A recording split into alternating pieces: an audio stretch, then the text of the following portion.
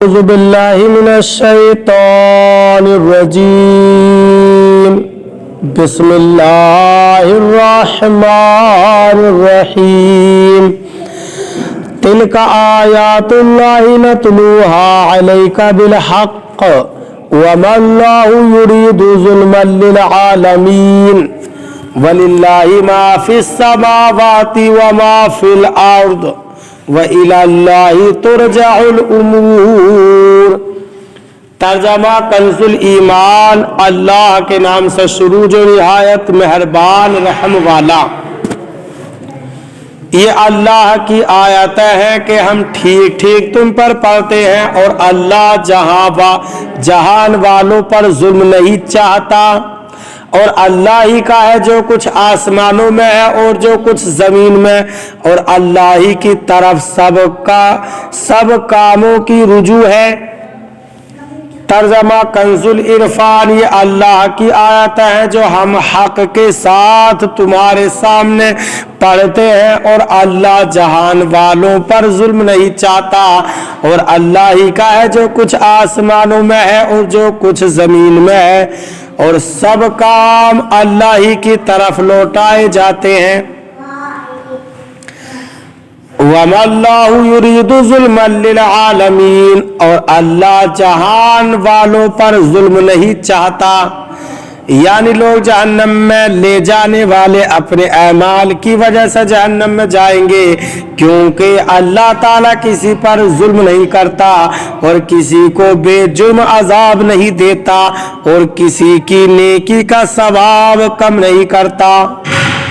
کنتم خیر امۃ اخرجت للناس تأمرون بالمعروف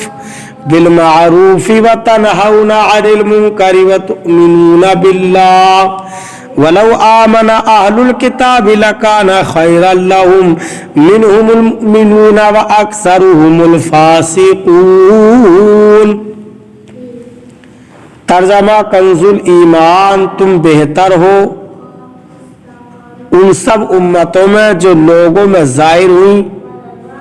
بھلائی کا حکم دیتے ہو اور برائی سے منع کرتے ہو، اور اللہ پر ایمان رکھتے ہو، اور اگر کتابی ایمان لاتے تو ان کا بھلا تھا، ان میں کچھ مسلمان ہیں اور زیادہ کافر۔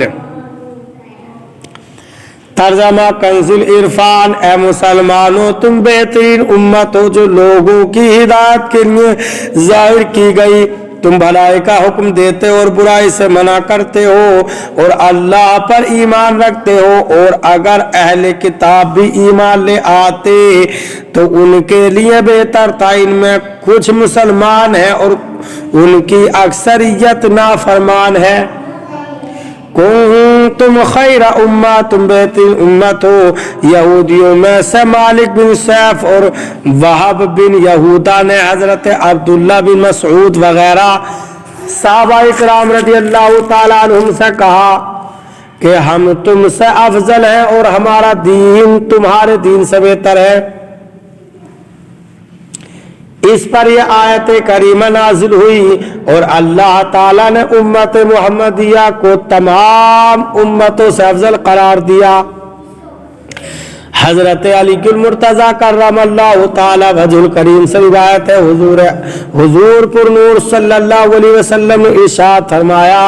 مجھے وہ کچھ عطا کیا گیا جو کسی اور نبی کو عطا نہیں کیا گیا۔ ہم نے عرض کی یا رسول اللہ صلی اللہ علیہ وسلم وہ کیا ہے؟ ارشاد فرمایا، روب کے ساتھ میری مدد کی گئی، مجھے زمین کی کنجیاں عطا کی گئی، میرا نام احمد رکھا گیا، میرے لیے مٹی کو پاکیزہ کرنے والی بنا دیا گیا، اور میری امت کو بہترین امت بنا دیا گیا۔ چونکہ یہ بہترین امت ہے، اس لیے اس امت کا اتفاق و اتحاد بہت بڑی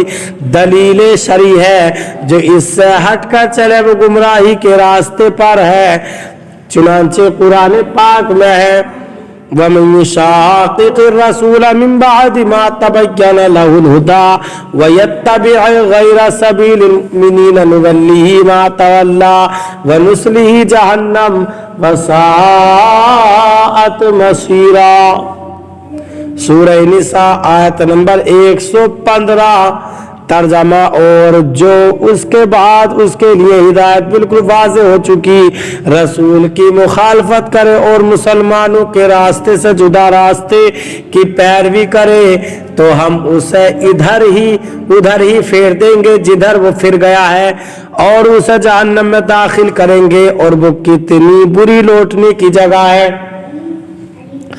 ترمذی شریف میں حضرت عبداللہ بن عمر رضی اللہ تعالیٰ عنہ سے روایت ہے، سرور کائنات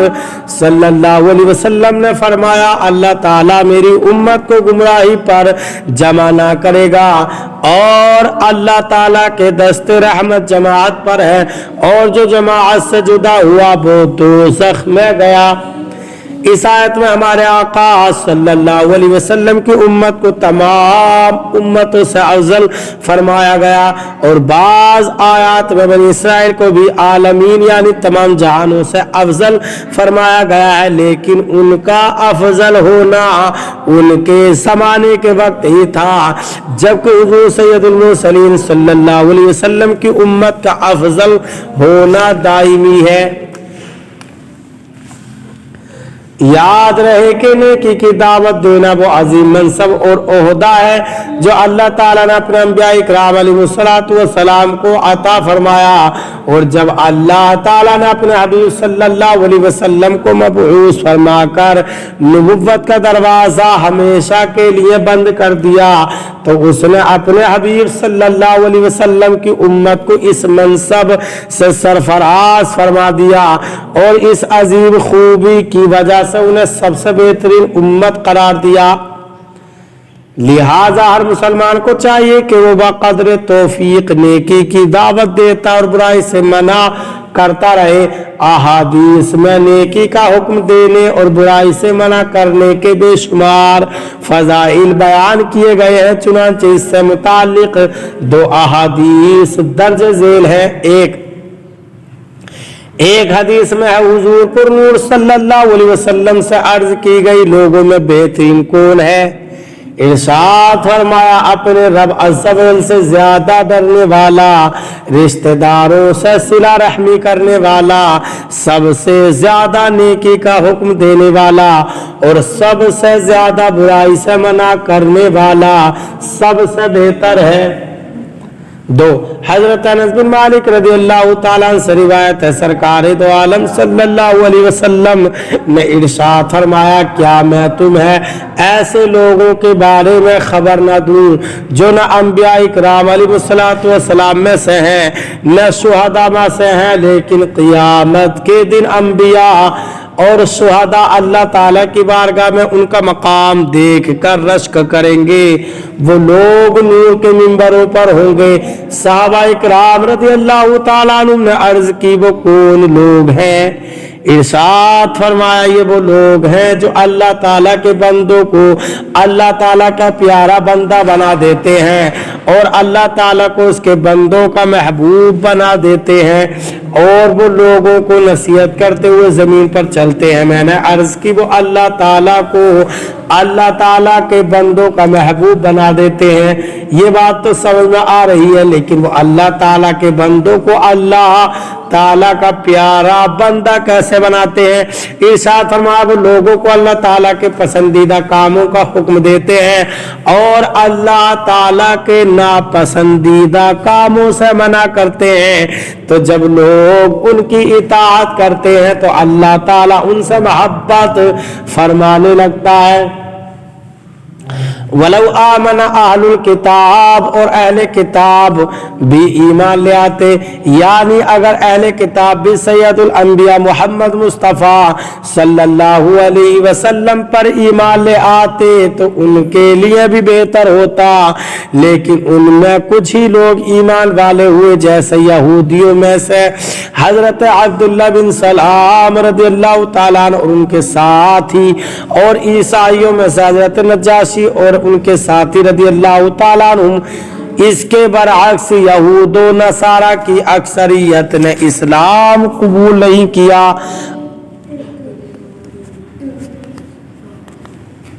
اللہ تعالی ہمیں قرآن پاک پر صحیح معنی میں عمل کی توفیق عطا فرمائے۔ برادران اسلام، آپ تمام ہی حضرات سے گزارش کی جاتی ہے کہ خود بھی قرآن پاک کی تلاوت اور ترجمہ تفسیر سماعت کیجیے